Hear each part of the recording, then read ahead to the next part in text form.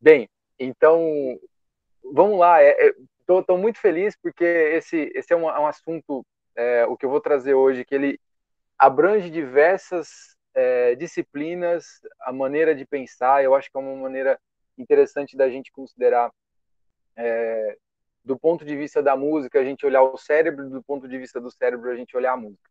Eu acho que, obviamente, é isso que vocês fazem dentro dos encontros do Conversas Neuromusicais, então estou muito feliz de participar. E vamos lá, o que eu vou tentar trazer aqui. Eu vou apresentar para vocês um bom tanto do que foi a base para a construção do meu projeto de doutorado, trazer alguns resultados, mas fiquem muito à vontade de me interromper, vai ser um prazer. Acho que a gente tem bastante coisa com relação a essa troca. Quando eu digo de ouvidos melhores, de olhos abertos, é uma pequena provocação. A partir de agora eu vou começar a compartilhar minha tela. É uma pequena provocação com o objetivo da gente olhar um ponto muito interessante. Né? A gente aprende durante a universidade, né? Durante a faculdade, ou pelo menos isso foi durante um bom tempo, né? A gente aprende a entender o cérebro de diversos pontos de vista, mas um deles é olhando para elementos sensoriais, né? Então a gente vai estudar a visão e aí tem um capítulo de um livro que fala sobre visão. Aí um capítulo de um livro que fala sobre audição, um outro sobre sistema somatosensorial, enfim. Tudo sempre muito dividido, tudo sempre buscando um aspecto até cartesiano nessa história, né? Por mais que a gente pense de maneira não cartesiana, a estruturação das coisas, que é uma carga histórica muito grande, ela é feita dessa maneira.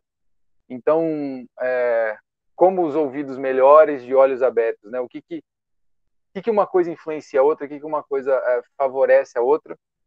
Então, acho que esse para a gente olhar lá na frente, no final da discussão, né? Eu sei que é pouco tempo, então não vou até me delongar muito nisso, mas para a gente olhar sobre essa perspectiva de como as coisas se interagem e como a gente pode dimensionar o cérebro a partir desse ponto de vista, né? No final das contas, o nosso sistema todo nervoso, ele é evoluído, ele é construído ao longo da evolução, né?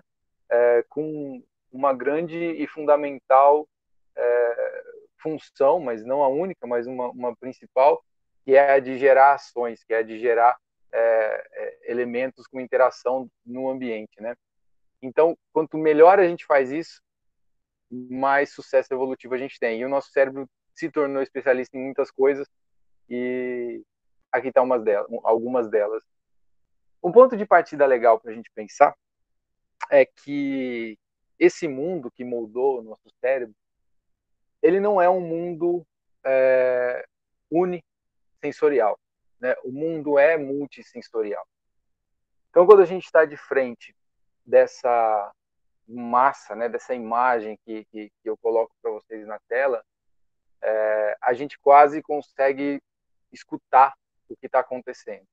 Né? Dá para se imaginar aí, não fosse a arquitetura, né, que é um pouco diferente do que a gente está acostumado aqui no Brasil, até um nível de desorganização ali que a gente talvez esteja um pouco menos acostumado em grandes centros, assim, a gente poderia se ver nessa cena. E tudo isso tem elementos multissensoriais. Né? A gente escuta, a gente sente o cheiro, a gente é transportado para uma cena dessa e diversas memórias são evocadas aí com base na nossa experiência naturalmente, mas sempre multissensoriais. Da mesma forma, a gente tem outras imagens que, através desses elementos, nos levam para um outro lugar. Né? Essas imagens, elas são capazes de nos transportar e não só pelo elemento visual. Né? O elemento visual é, obviamente, aquilo que eu estou mostrando para vocês, mas a gente consegue, se eu fizer poucos segundos de silêncio,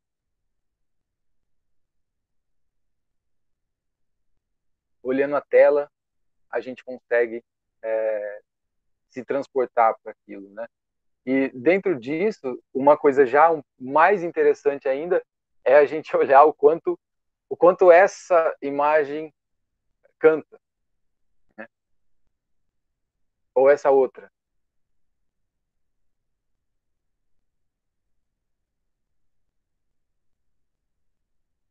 Então, acho que essas são ilustrações legais que trazem para a gente uma discussão interessante, né? E até onde isso vai? Quando eu penso numa simples apreciação musical, né? Que foi o que eu coloquei até agora, a gente começa a trazer algumas coisas, mas até onde vai esse fenômeno multissensorial da música, haja vista que ela não é um fenômeno unissensorial. Então, eu trouxe aqui alguns trabalhos, só para a gente trocar uma ideia rápida, mas tem bastantes outros para se discutir, para se entender. Esses aqui são uma pequena construção que eu acho interessante a gente olhar. Não vou me aprofundar tanto neles, mas pelo menos trazer alguns exemplos para olhar do ponto de vista da percepção, do ponto de vista da aprendizagem, como a música não é um fenômeno unissensorial. Esse aqui é legal a gente até pensar numa interaçãozinha aí. Escrevam no chat para a gente não poder brincar com isso, né? O que vocês acham, como vocês olhariam isso? Depois a gente vê se essa se dá um número legal isso, olhar dessa forma. Né? Se vocês tivessem que julgar, né? Ao julgar uma performance musical em uma competição, o que seria o mais importante? O som ou o visual? Então usem 15 segundos aí para colocar lá som ou visual no chat para a gente depois conversar sobre isso. Mas isso é um trabalho muito interessante.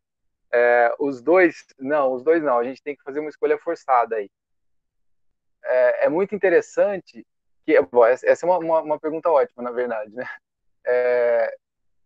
Que essa pergunta foi feita, né, em um trabalho e as pessoas olharam para as respostas e depois pediram para as pessoas julgar de fato, né, tentar adivinhar ali, tentar identificar, na opinião delas, todas essas pessoas não músicos, o que seria, qual seria o vencedor.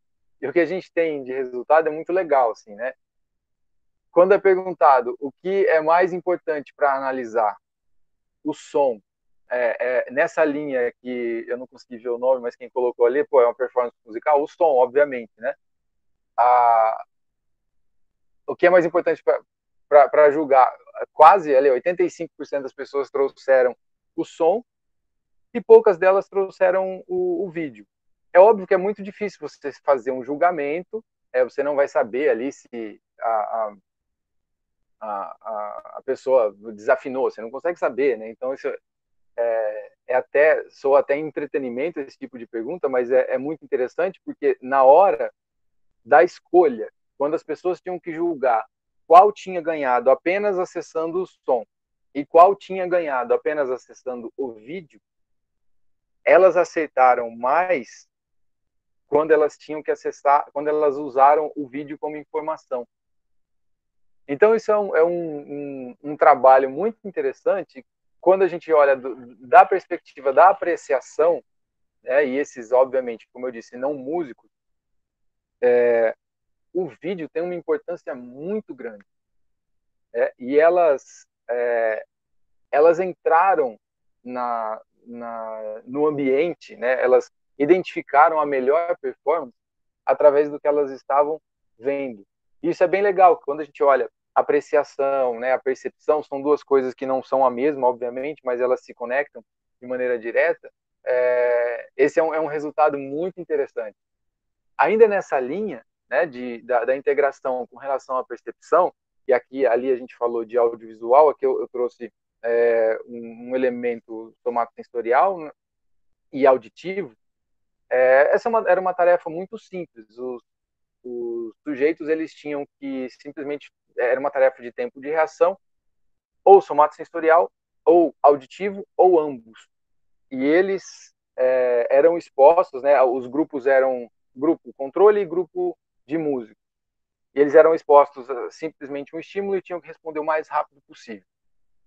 Uma das questões interessantes da integração multissensorial é a gente olhar que a performance do elemento sensorial 1, a performance, no caso, auditivo, a performance tátil, são diferentes da soma dos dois.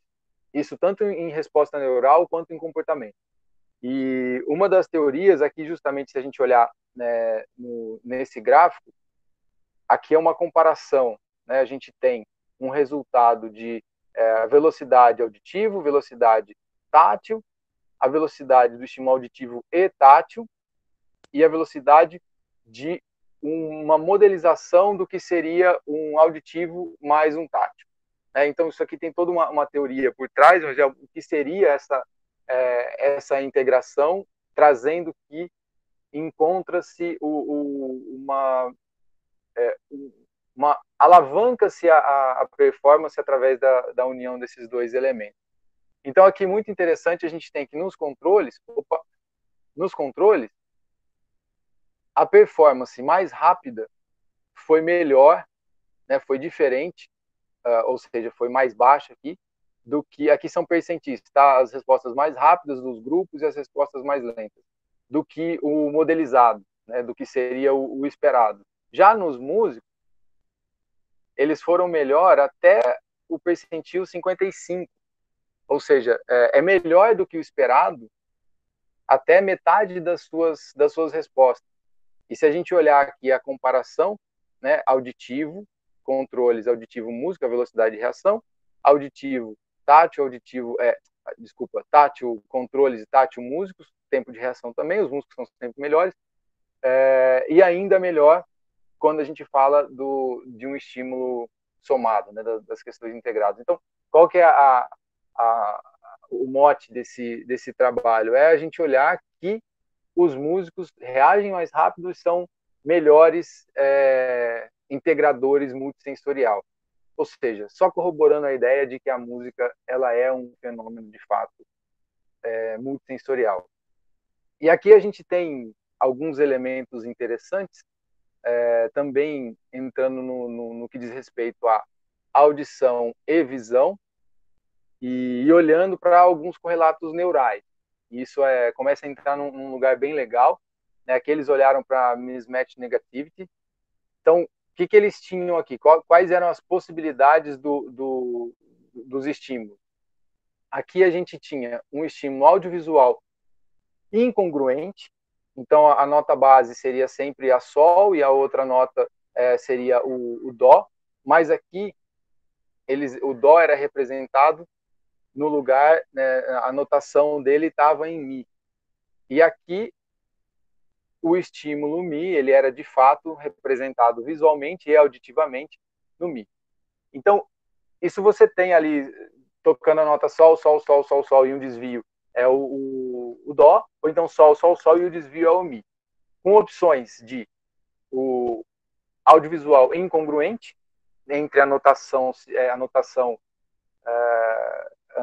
musical e o som sendo o dó, ou então congruente, né? Sempre a mesma coisa. O que eles observaram? Músicos e não músicos têm uma diferença. Aqui existe, eles encontram um mismatch negativity aqui quando o estímulo é incongruente mais do que quando o estímulo é congruente. Isso aqui é interessante. E nos não músicos essa diferença é menor. Não me recordo se a comparação entre as diferenças é estatisticamente significativa. Agora, esse ponto aqui é o mais legal. Esse grupo aqui são os músicos que têm um índice alto de treinamento, um índice de sofisticação musical. Quer dizer, eles treinaram mais tempo, tá? Esses que treinaram mais tempo, olha a diferença entre o que era o incongruente e o congruente. E os músicos com menor treinamento, a gente vê que essa diferença é bem distinta da outra, né?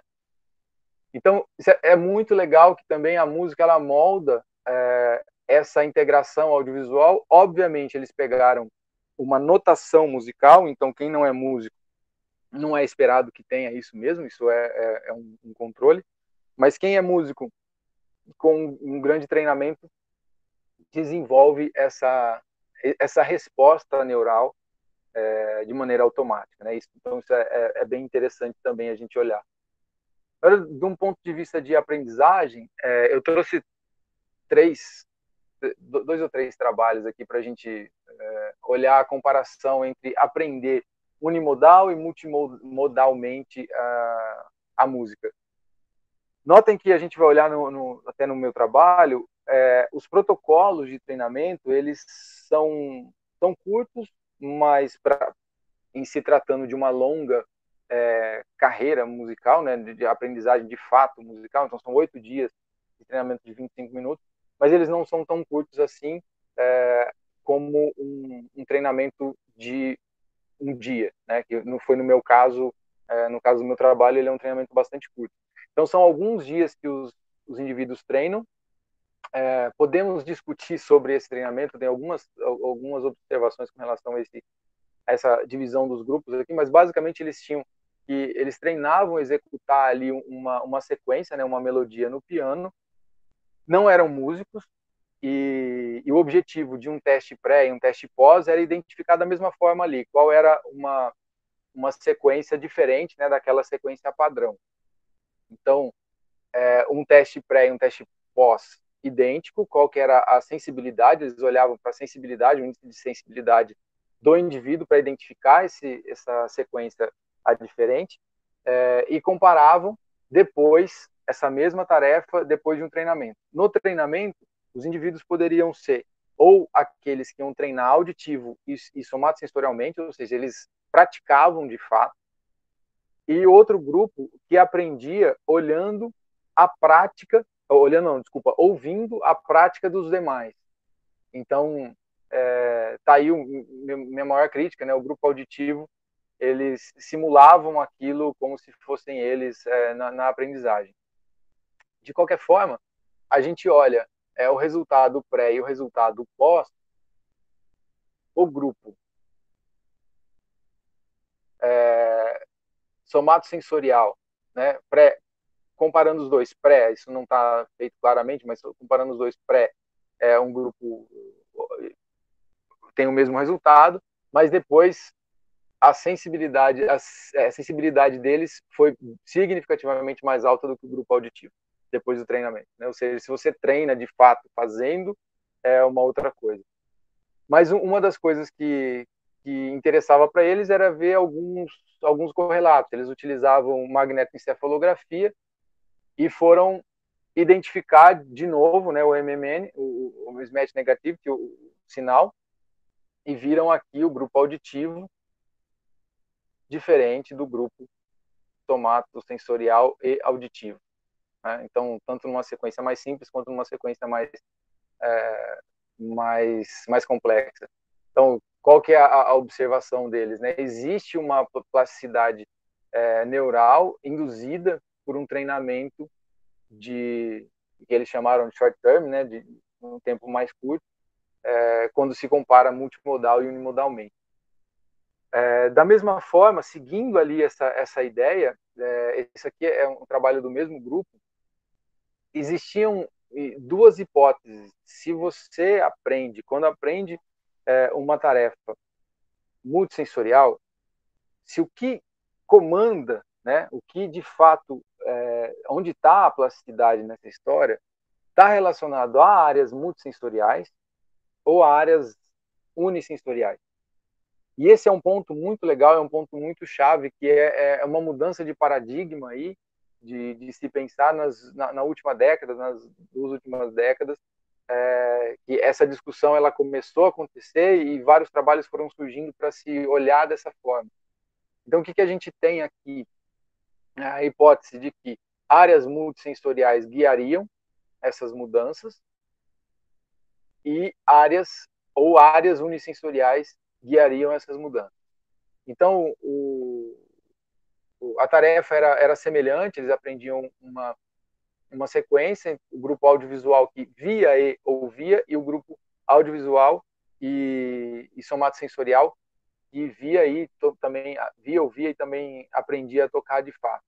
Então, o que eles observaram é que a resposta, olhando para o sinal de magnetoencefalografia, a resposta no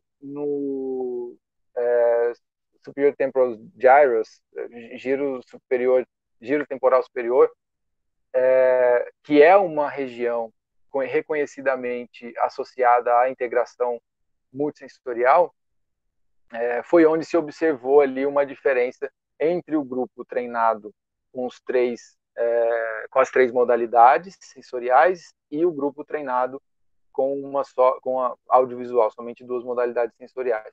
Então, é o nível de ativação pré-treino e o nível de ativação pós-treino aqui, né? Pré e pós.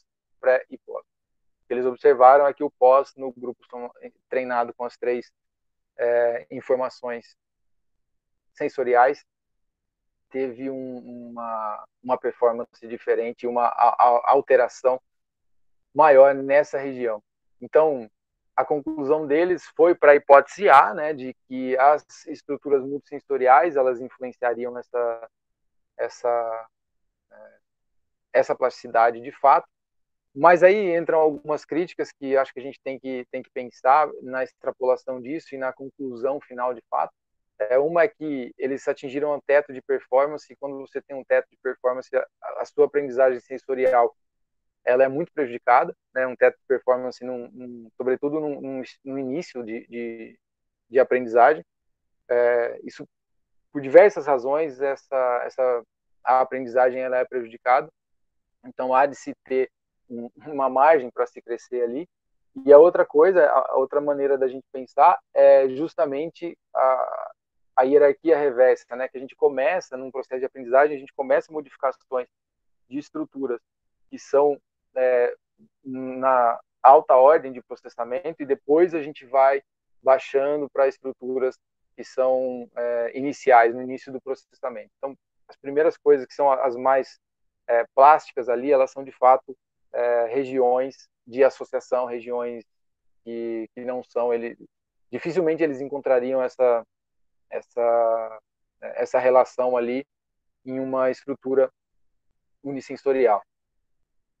Bem, então eu coloquei lá, né, o título da palestra, os efeitos da estimulação multissensorial com estímulo visual não consciente sobre a aprendizagem auditiva. Então a gente falou um pouco de aprendizagem, vamos falar um pouco de aprendizagem auditiva, né? Até agora a ideia era dar um cenário de alguns trabalhos feitos, como a gente olha a integração multissensorial nesse aspecto, né? No aspecto da música.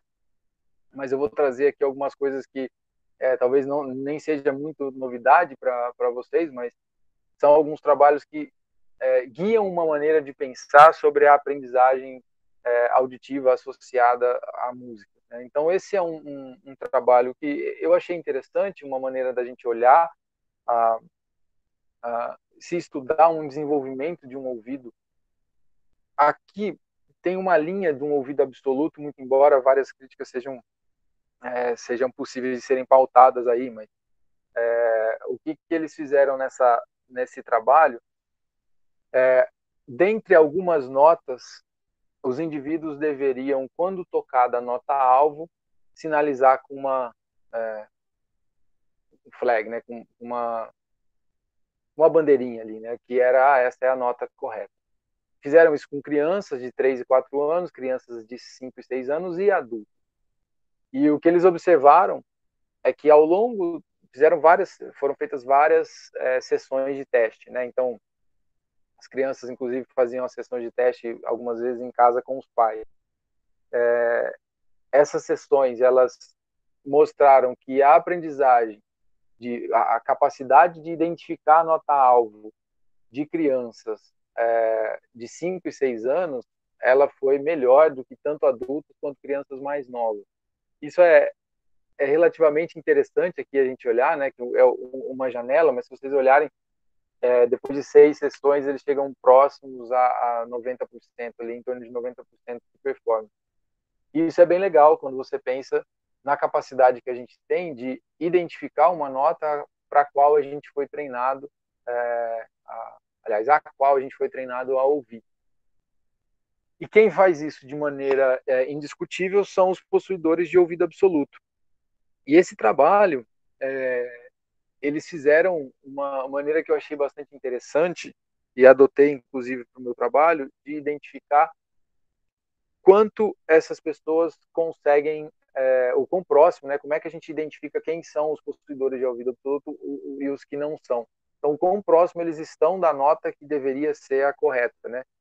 Eu toco uma nota, um dó, e pergunto, deixo a indicação para o indivíduo me indicar qual que foi a nota tocada.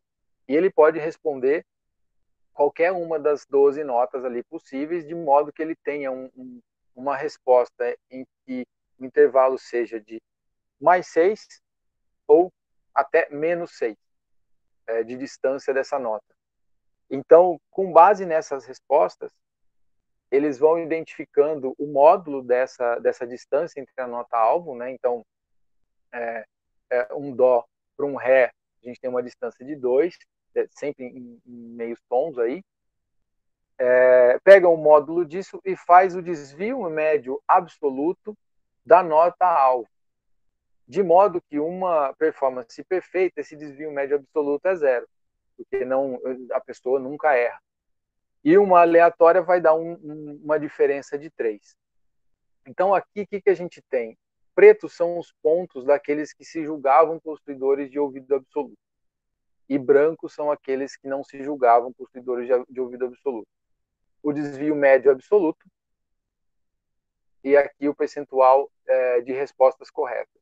Aqui são alguns exemplos de gráfico em torno do zero, né, aqui em torno do zero a nota-alvo, o percentual de respostas, um histograma aí de como foram as respostas dele. Então, aqui, nesse caso, acho que vocês não conseguem ver minha seta, né? Eu estou falando desse gráfico aqui de baixo, desses 3 gráficos iguais aqui no lado direito. Esse gráfico que tem uma barra bem alta aí, é a concentração praticamente sempre em torno do zero. Ou seja, esses indivíduos ali que estão em preto, que estão agrupados próximos a 100%, eles de fato tiveram uma performance próxima do zero do desvio médio absoluto. Os indivíduos nesse gráfico do meio ali subindo, né, que está apontado para uma bolinha branca, vocês veem que existe uma distribuição. Então ele responde a maior parte das vezes para a resposta correta, mas existe uma distribuição que ele erra. E ali em cima, naquele quadradinho, né, a gente tem um agrupamento de pontos brancos que dizem respeito às respostas praticamente aleatórias, né? A gente tem um histograma ali distribuído quase de maneira aleatória, e de fato o desvio médio absoluto deles é em torno de 3. Chamou atenção aqui para 2 coisas legais. Uma delas é um indivíduo que se julga ter ouvido absoluto, mas está lá no meio do pessoal, com desvio médio absoluto de 2. E um outro que não se julga ter ouvido absoluto, mas tem uma performance muito próxima de 0 ali, abaixo de 1, uma performance muito boa. Então, isso é interessante a gente pensar. Eu achei uma maneira elegante da gente identificar ali como separar de maneira objetiva. Temos um problema aí, temos que nem sempre as pessoas sabem dar um nome às notas. Então, se elas não foram treinadas a isso, a gente não consegue identificar, essa não é uma tarefa possível. Bem, falamos um pouquinho da aprendizagem auditiva, vou colocar o que seria uma estimulação multissensorial. Ali eu dei alguns exemplos de trabalhos, mas não falamos muito sobre isso. Mas um trabalho que abriu a maneira de pensar para a aprendizagem multissensorial foi esse trabalho que eu acho muito legal, uma maneira interessante de se olhar isso. Essa tarefa, ela é uma tarefa classicamente visual, em que os indivíduos são expostos a pontos que se movem, ora aleatoriamente, ora de maneira organizada, um percentual dos pontos se movimentam de maneira organizada. Então, você está olhando para a tela, e nessa tela, vários pontos se movimentando de todos os lados. ou então, quando é de maneira organizada, você está olhando para a tela e um percentual desses pontos começam a ir todos para o mesmo lado. O que esses indivíduos tinham que fazer na tarefa era dizer se o primeiro ou o segundo intervalo continha pontos que se movimentavam coerentemente, né? Então, de maneira coerente alguns com os outros. Então, nesse caso aqui do grupo visual, ali, primeiro intervalo, todos aleatórios, segundo intervalo, alguns se movimentando para a diagonal superior direita. E a resposta era qual era o intervalo, primeiro ou segundo, e para que lado. Né? Então, para não ser aleatório, para diminuir a possibilidade de resposta aleatória, né, de falso positivo, aí a gente tem esquerda ou direita. E o que eles fizeram foi olhar para um antes e depois, e durante as sessões, treinar um grupo com estímulo auditivo junto com esse estímulo visual. E esse estímulo auditivo é muito legal, é muito legal até de ouvir, eu tive essa experiência, achei bem interessante, porque os estímulos podem se movimentar da direita para a esquerda ou da esquerda para a direita. E cada ponto, eles associavam a cada ponto na verdade, eu não sei se nesse trabalho especificamente foi feito assim, mas isso é possível de ser feito, né? Você associar a cada ponto o som desse objeto, né? Então você tem um ponto ali que faz um som congruente, tem bastante princípio legal como deve ser esse som, mas basicamente quando tem todo mundo aleatório você vai ouvir você vai ouvir um ruído, não é necessariamente branco, mas um ruído. E depois quando você tem um percentual, esses pontos saem da direita, saem da esquerda e vão para a direita ou vice-versa. Então você vê esse ruído se movimentando. E aí eles treinaram um grupo que era só visual e um grupo que era audiovisual. E aqui a gente tem a resposta, faltou a legenda aqui, esse aqui é o audiovisual, e esse aqui é um Professor, interessante. oi, posso falar? Aqui pelo menos eu não estou conseguindo ver o seu cursor. Tá, eu não sei como eu faço isso acontecer, vocês sabem? Eu só considero que vocês não estão vendo e explico melhor, né? Pode ser. Ou não sei se clicar com o botão direito do mouse aparece, acho que ponteira. Ou alguma coisa assim. Aqui, opções de ponteiro. Aí, seta, caneta, daí acho que agora aparece. Em Tá, tese. não tá aparecendo exatamente, Não. mas eu gostei desse botão aqui esquerdo, que eu vou indicar pelo menos onde eu estou falando aqui para vocês. Obrigada. Então, eu tô dizendo aqui, né, dessa região do gráfico aqui, em que a curva mais escura é a curva do grupo treinado audiovisual, e a curva mais clara é a curva do grupo treinado somente com o visual. Então, a gente tem que essa aprendizagem foi diferente durante o treinamento e o resultado final também foi diferente. Então, isso abriu uma margem para vamos investigar, e a comunidade que estuda a integração audiovisual, a partir de então, começou em peso, estudar diversas circunstâncias em que havia o benefício da integração audiovisual para a aprendizagem, seja visual, seja auditiva. Mas, na gigantesca maioria das vezes, era sempre da influência da visual, da auditiva na aprendizagem visual. Mas uma coisa interessante é que existem elementos chaves para que haja integração. Então, basta a gente pensar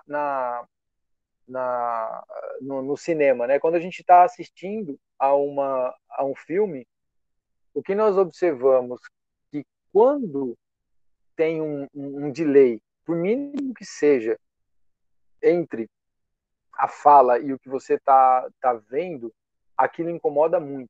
Né? Então, a nossa capacidade de integração temporal ali entre essas informações é muito boa. Então, esse delay ele é um incômodo profundo. Mas o incômodo não é tão grande se você pensa que a pessoa fala dali do centro da tela, mas você muitas vezes escuta das caixas de som que vem na lateral. Então, temporalmente está tudo alinhado. Se estiver desalinhado, não incomoda muito, mas fisicamente a fala não precisa sair exatamente da boca do indivíduo para você identificar essa fala. Ela pode estar na lateral e a gente consegue compreender, isso não incomoda tanto. No entanto, quando você tem um som 360, o seu senso de realidade muda muito. Então, depois que o cinema começou a utilizar isso, a experiência foi muito diferente. Então, embora não seja um elemento imprescindível para a integração, existem elementos que potencializam essa integração. E um trabalho muito legal feito nesse sentido foi esse é um trabalho marco também, em 2010, em que as pesquisadoras utilizaram várias características visuais e auditivas e mapearam qual delas a correspondência fazia um sentido e favorecia a performance. Qual que era a tarefa? Basicamente, era tarefa speeded, né? Desculpem, eu não sei traduzir, mas que exige uma velocidade rápida, ela é uma tarefa em que você deve responder o mais rápido possível sempre. E fizeram pareamentos entre a posição vertical e, e a nota, né? Então, notas agudas e notas graves com a posição vertical em cima ou embaixo. As notas e tamanho, notas e frequência espacial, notas e tamanho e a brightness e a luminosidade. Então, foram várias coisas, e depois também fizeram com timbres diferentes. É muito legal esse trabalho. E uma das coisas que eles onde mais notaram uma diferença, ou seja, quando você tem em cima, eu vou pegar aqui só a nota, né? Então, se é uma nota grave ou uma nota aguda, e posição vertical. Se você tem em cima e agudo, é algo que a gente está mais acostumado, né? O nosso cérebro vivencia isso melhor. É como você pensar qual movimento é mais óbvio, né? Se é ou o contrário, né? A gente não tem essa associação direta. Então, notas agudas em cima, notas graves embaixo. Quando o estímulo era congruente, ou seja, aguda em cima e grave embaixo, a performance, aí eu estou falando nesse gráfico aqui, a performance era melhor, ou seja, o tempo de resposta era menor, comparado o congruente, a barra preta, com o incongruente, a barra cinza, ou o unimodal. Então, dentre várias em que se observou correspondência, essa da nota e da posição vertical foi uma das que mais se observou a influência e a importância da correspondência entre os estímulos auditivos e visuais. Dito isso, né, a gente olhando para necessidades de integração, como isso acontece, é muito legal a gente pensar das bases neurais dessa integração. E eu digo isso de uma perspectiva, nossa, gente, meu tempo. Eu digo isso de uma perspectiva que é muito legal, que é a gente olhar para o que vinha sendo, como eu falei, né, como a gente aprendeu, como a gente olhou para o neocórtex, como a gente olhou para como o córtex funciona e como a gente está enxergando hoje, de uma maneira muito diferente. Se vocês olharem ali à esquerda são uma matriz de eletrodos colocados todos sobre o córtex sensorial de um rato. E identificaram ali, através dessa matriz, identificaram inclusive neurônios em que se observaram os disparos. Então, o que a gente tem é a espessura, o diâmetro dessas bolinhas, é a incidência de neurônios que responderam a informações de mais de uma modalidade sensorial. Então, podem olhar que ali em azul o córtex visual, em verde o auditivo, em vermelho o somatosensorial. Nas bordas ou nas fronteiras entre essas divisões, a gente tem neurônios que respondem a mais de uma modalidade e uma concentração relativamente alta. Isso é muito legal, porque o que o trabalho traz em questão, isso é na mesma época daquele trabalho que eu disse sobre a integração audiovisual, o que esse trabalho levanta é: será que o nosso neocórtex, o neocórtex, não o nosso, né? Será que o neocórtex é essencialmente multissensorial? Porque a gente tem neurônios individuais que respondem a mais de uma informação sensorial. Ou seja, não é que esse grupo de neurônios faz parte do córtex sensorial e vai responder dessa forma. Não, esse neurônio ele recebe informação que vem de várias ou de diferentes modalidades sensoriais. E isso é muito legal, porque quando a gente olha um trabalho, esse trabalho já mais recente, quando a gente olha para um trabalho que olha não só para esse córtex, mas como a comunicação entre os córtices, e tanto os unissensoriais quanto os de associação, olhando para cá, para os córtex unissensoriais, né, como essas informações elas são construídas. Então, a gente tem uma relação direta de conexões, de fato, inclusive anatômicas, a gente tem conexões diretas entre esses córtices, mas também a gente tem conexões ali funcionais, em que, de alguma forma, existe uma comunicação entre eles e que essa própria comunicação potencializa o que a informação vai fazer. Lembram do que eu disse, né? De auditivo mais visual é diferente de audiovisual. Geralmente, o audiovisual sendo mais eficiente e potencializando a resposta. Então, pelo tempo aqui, eu vou passar bem rapidamente aqui sobre a informação visual não consciente, mas basicamente por que eu estou olhando para... Estou trazendo aspectos não conscientes aqui. Na minha pergunta, eu tentei estudar, ou estudei, na verdade, a influência do estímulo visual na aprendizagem auditiva.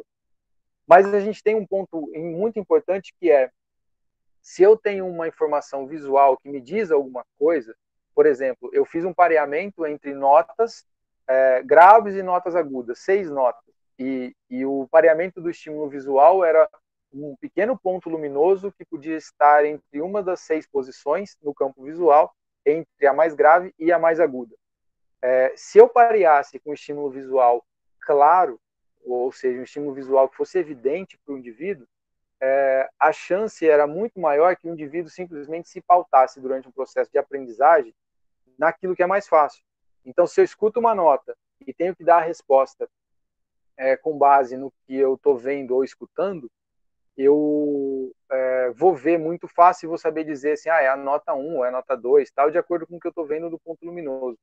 Então, baseado num modelo de aprendizagem visual não consciente, de como esse processamento se dá, basicamente olhando para que o consciente envolve todo o córtex e o inconsciente se restringe a camadas de um processamento mais inicial, muitas das vezes pautado sobretudo no que é o córtex unissensorial, eu mantive o estímulo visual não consciente. Então, passando de maneira rápida aqui para não atrapalhar, o andamento olhando para como esse estímulo visual influencia o auditivo, mas numa estimulação não consciente. Então, a pergunta, de maneira mais evidente aqui, né? É possível melhorar a aprendizagem auditiva por meio de um pareamento de um estímulo visual não consciente? Falando sobretudo da primeira pergunta, aqui num protocolo, né? Foquem aqui no dia 2, que começa no pré-treino. O primeiro dia era basicamente a calibração desse estímulo visual de detecção. Então, o pré-treino e o pós-treino, eu vou ter uma tarefa de identificação de notas. Então, eu vou utilizar o desvio médio absoluto, vou utilizar aquilo que eu disse. Fazer uma estimação, depois do pré-treino, fazer uma estimação do limiar de detecção do estímulo visual, para que eu garanta que o estímulo visual que eu estou apresentando seja, de fato, abaixo do limiar de detecção. Temos um protocolo de treinamento em 5 blocos, em torno de 25 a 30 minutos, e um teste pós-treino. A apresentação visual passiva também é um controle. Mas o que eu coloquei como informação ali, né? 6 notas, que elas não correspondiam a nenhuma nota conhecida já da escala ocidental, e dentro dessas 6 notas, eles tinham que me dar a resposta de número, com os números de 1 a 6. Então, ouvir uma nota me dá uma resposta entre 1 e 6. Basicamente, um intervalo de 1/4 de tom. Como eu disse, o teto de performance era muito importante, minha tarefa de treino era muito curta, então eu fiz uma tarefa bastante difícil. Todos não músicos, com uma tarefa bastante difícil. A tarefa, dia 1, vou pular aqui para vocês.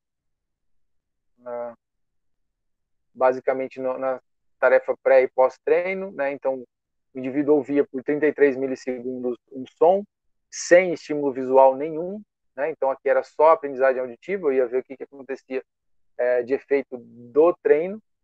Então, eu medi o desvio médio absoluto.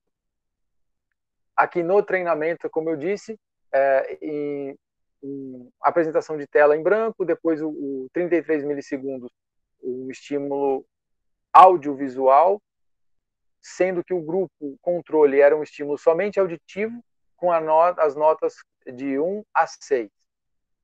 Grupo experimental audiovisual, com o visual não consciente, era de 1 a 6, pareado de maneira que o mais grave estava correspondendo ao 1 e o mais agudo ao 6.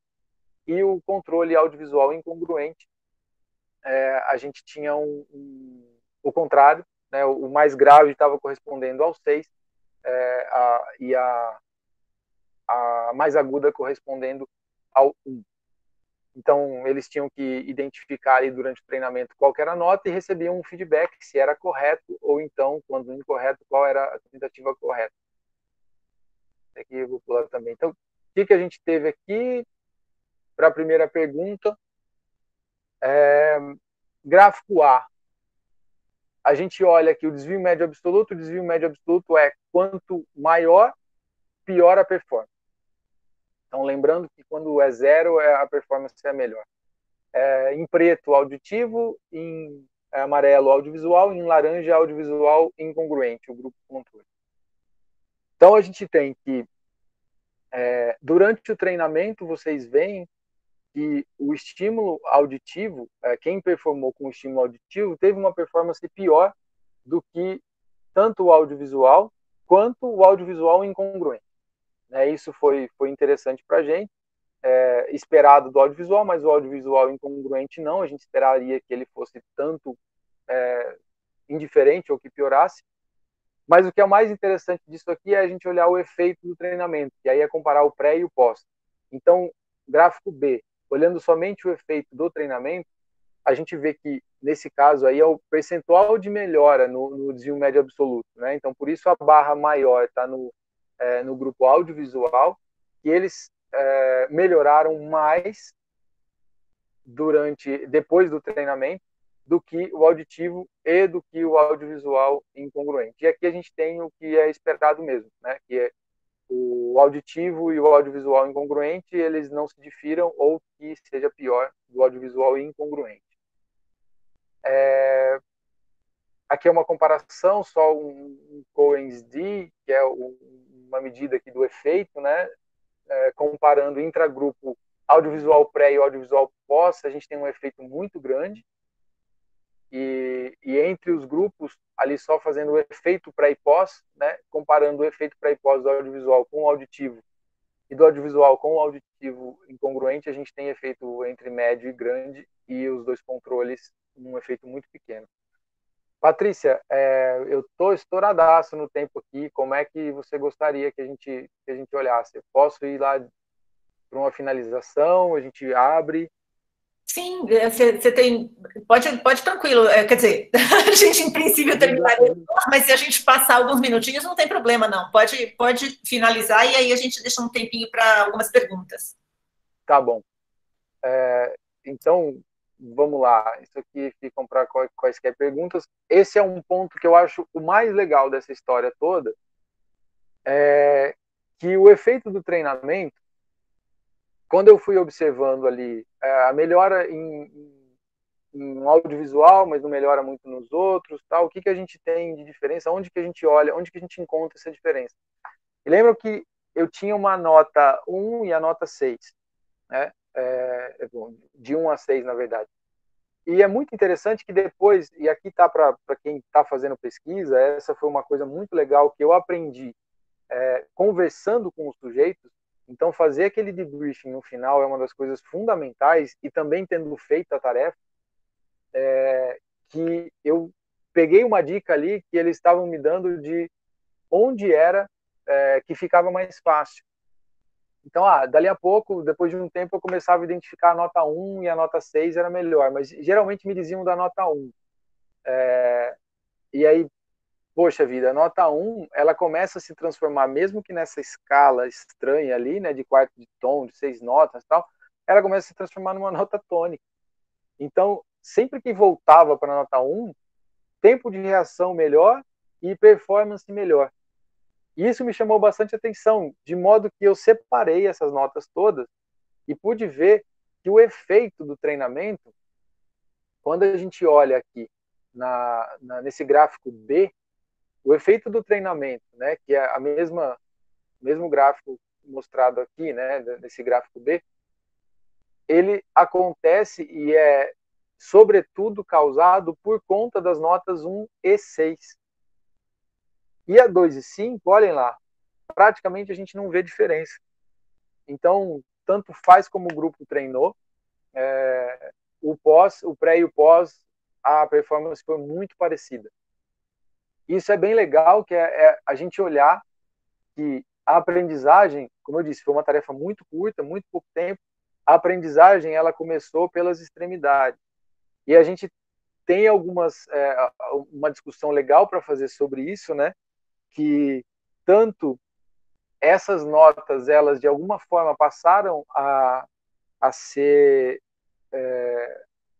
até ter um caráter especial, ter um status especial, como eu disse, assim, a nota 1, ela era muito atônica, e a nota 6 era uma nota a partir da qual nada acontecia, né? Então, você vai identificando qual que é o limite da sua escala, e aquilo vai sendo cada vez mais adquirido, vai recebendo, né, um caráter especial. E essas notas do centro, o que a gente pode pensar?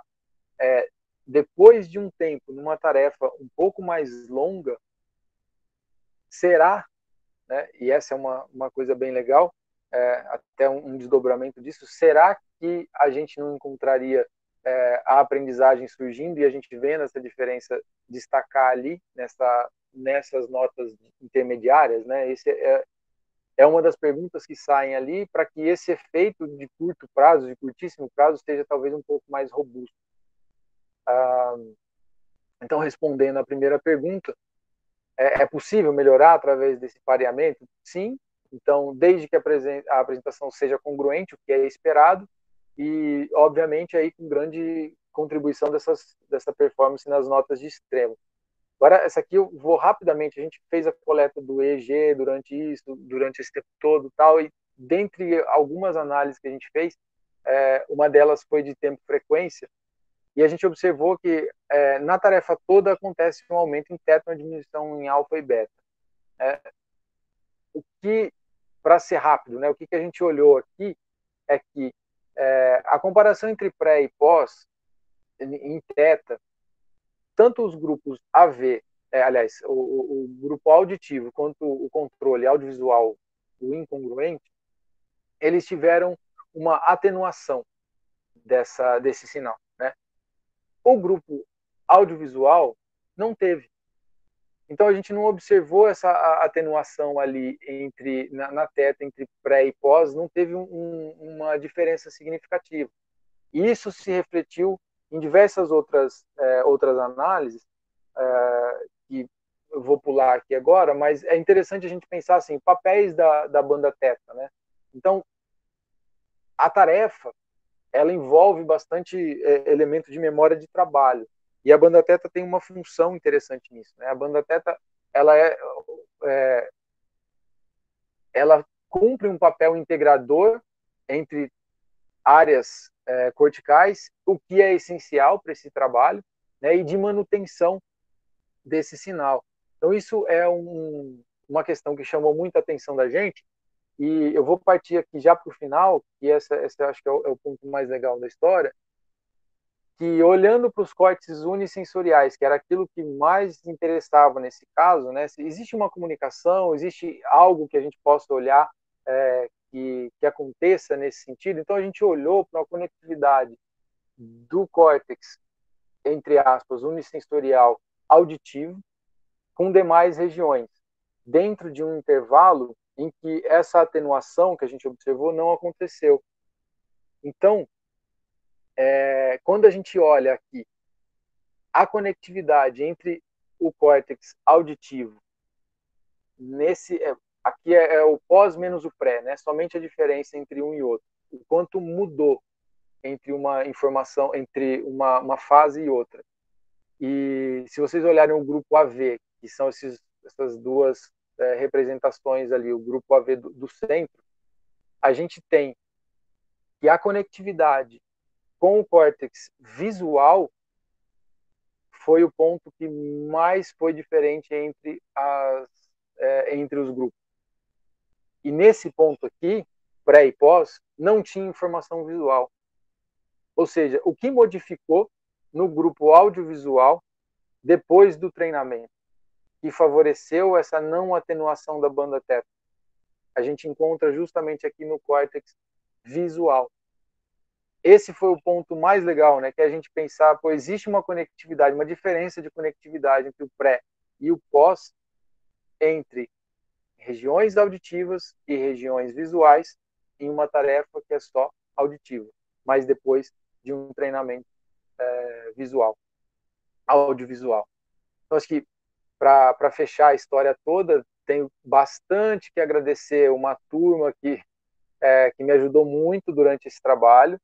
E, enfim, desculpem passar do tempo aí, me perdi no início, me empolguei muito, mas agradeço bastante a atenção de vocês e o convite da professora Patrícia, e aberto a gente conversar sobre isso. Tem bastante coisa que dá para ser falado, que, enfim, passei correndo no final. Obrigada, Milton. Nossa, sensacional a sua apresentação. Gostei muito de ouvir sobre o seu trabalho. Puxa, queria ficar aí mais uma hora, pelo menos, para você poder falar mais do que você passou voando. Mas a gente, sei lá, pode abrir agora, então, para algumas perguntas. Acho que já tem algumas perguntas aqui no chat que as pessoas foram colocando. Vamos dar uma olhadinha aqui. E fiquem à vontade também para quem quiser perguntar diretamente, para abrir o microfone aí para falar diretamente. Olha só, gente, que legal, tem bastante coisa aqui. Quem quiser falar, fiquem à vontade, às vezes a gente vai até mais rápido, né? Pois é. Vamos lá. Acho que a primeira pergunta aqui do chat, essa da Margarida, né? Uhum. Sou Margarida, cirurgiã. Gostaria muito de saber sobre as técnicas de condução sob formas de hipnose auditiva e a coerência de fatores estressivos no ambiente de trabalho. Por um episódio vivido agora no começo da pandemia que me levou a discriminar a ergonomia e o potencial destrutivo no meu ambiente de trabalho. Margarida, não consigo te ajudar nessa. Infelizmente. Não tenho conhecimento de hipnose auditiva. Mas é uma pergunta muito legal. Lamento. Ainda tem uma outra pergunta da Margarida aí também, na sequência.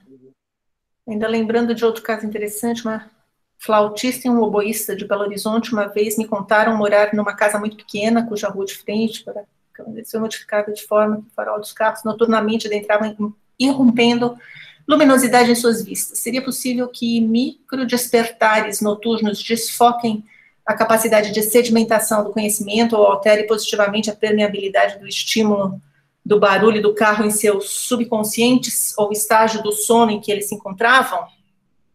Isso é muito legal. Isso é muito legal. Realmente você ter o sono interrompido, né? O sono é um momento de consolidação total de aprendizagem. Então a gente está com todo o nosso sistema reverberando aquilo que aconteceu, né, durante o dia, e se você está em um processo de aprendizagem mesmo, isso é um ponto fundamental. E luzes interrompendo aquilo, independente de ser luz, mas a interrupção do sono, ela é fundamental, aí é fundamental no sentido negativo, né? Ela realmente corrompe a nossa aprendizagem. E a luz é pior, na verdade, né? A luz, ela está associada também à descarga de neurotransmissor aí que não ajuda em nada a história toda.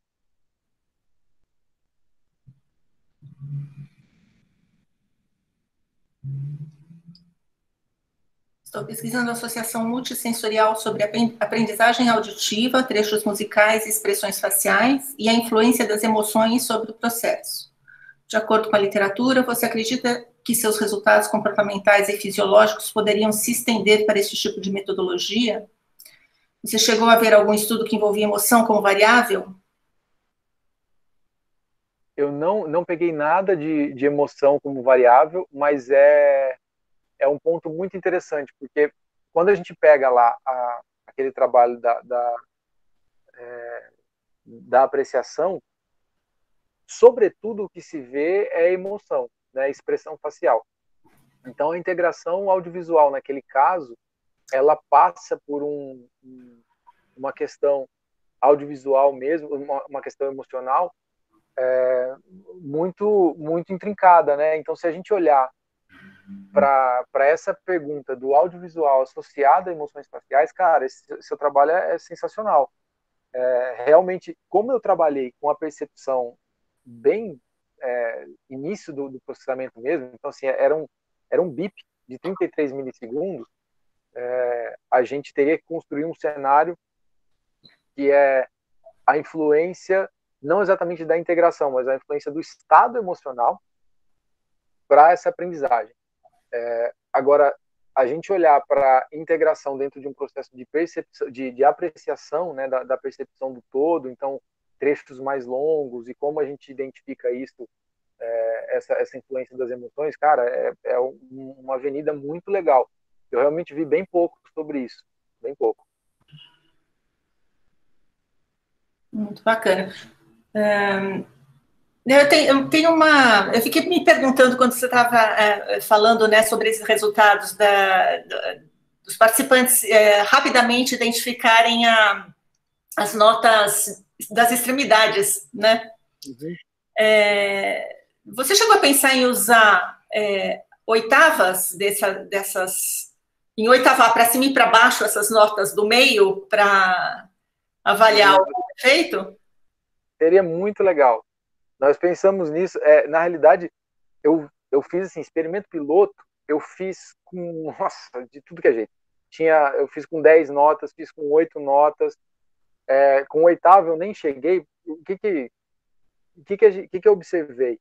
Assim, 8 notas era impossível. 10 notas, então, assim, 8 notas já era muito difícil. Mas a oitava, ela é sem dúvida um desdobramento do que eu fiz. É uma pergunta excelente, na verdade, né? Porque o que me trouxeram, e eu achei muito interessante também somando a isso, o quanto isso é transferido. Né? Será que eu não poderia treinar em uma oitava e testar em outras oitavas? Uhum. E isso é muito legal, né? Porque a gente, de fato, olhar uma transferência dessa aprendizagem. E você extrapola as extremidades, né? Quando você coloca as oitavas das notas intermediárias, tanto para cima como para baixo, você, né, embaça um pouco essa questão aí das extremidades. Perfeito, é verdade. Tá aí um mestrado inteiro. Muito legal. Muito interessante o seu trabalho, Nilton. Parabéns. Muito bacana. Obrigado, que legal. Nossa, quero conversar mais, pois. Joia, aberto, muito feliz. E aí, tem mais alguém que queira conversar aqui com o Milton ainda? Fazer mais alguma pergunta? Estão muito quietos hoje. Pessoal, tô à disposição também, se alguma coisa surgir depois, fiquem à vontade de trocar uma ideia, tá? A Patrícia tem meu contato bastante aberto, né? Tá, e aí a gente vai também colocar uma referência lá na nossa página, com a apresentação aí as principais referências da apresentação do Milton, para quem tiver interesse em consultar. E o vídeo também, né, vai para o nosso canal no YouTube, para reverem, e se surgir qualquer pergunta aí, né, depois a gente pode conversar novamente, mandar aí mensagem para o Milton, entre em contato que a gente continua o papo. Beleza? Muito legal. Beleza. Legal, então, gente. Obrigado a todos, pessoal. Obrigado pela atenção e pelo convite. Eu vou deixar meu e-mail aqui, tá? Ótimo, legal. E vamos nos falando, então. Obrigado, pessoal. E espero todos vocês aí o ano que vem, né? Que o ano que vem a gente pretende continuar aí com as conversas neuromusicais, já no nosso 7º ano de existência. Muito legal. Parabéns, Patrícia. Essa é uma iniciativa sensacional. Muito legal. Legal, obrigada. Obrigada a todos. Um abração. Valeu, obrigado. Tchau, gente. Tchau, gente.